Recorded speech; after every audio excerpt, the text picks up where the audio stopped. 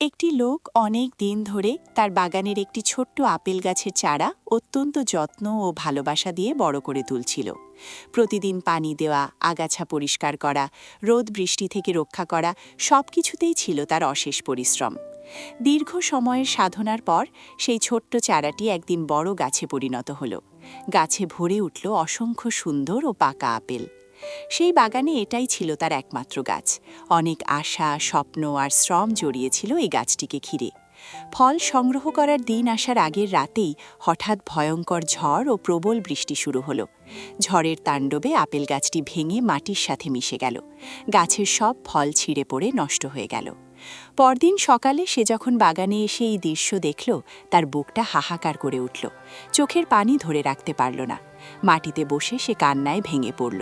তার মনে গভীর অভিমান জন্ম নিল আল্লাহর প্রতি। ব্যথিত হৃদয়ে সে বলল, হে আল্লাহ, আমার সাথেই কেন এমন হলো? এতদিনের কষ্ট আর পরিশ্রম তুমি এক মুহূর্তে নষ্ট করে দিলে, সবকিছু ধুলোয় মিশিয়ে দিলে। ভীষণ হতাশ হলেও সে আল্লাহর উপর বিশ্বাস হারায়নি।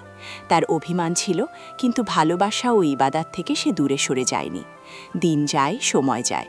সে প্রায়ই তার ফাঁকা বাগানে এসে মন খারাপ করে বসে থাকত। হঠাৎ একদিন সে লক্ষ্য করল, তার পুরো বাগান জুড়ে অসংখ্য ছোট ছোট আপেল গাছের চারা গজিয়েছে।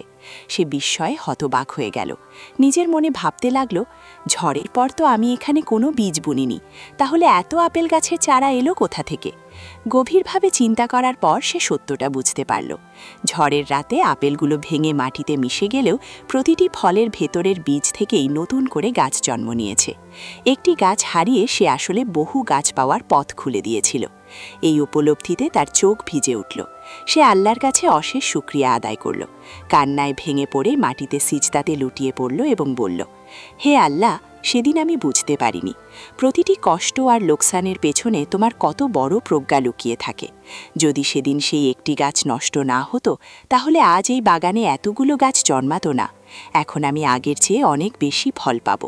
হে আল্লাহ, তোমার সুন্দর, কল্যাণকর ও চমৎকার পরিকল্পনার জন্য আমি তোমার কাছে অশেষ শুকরিয়া আদায় করি।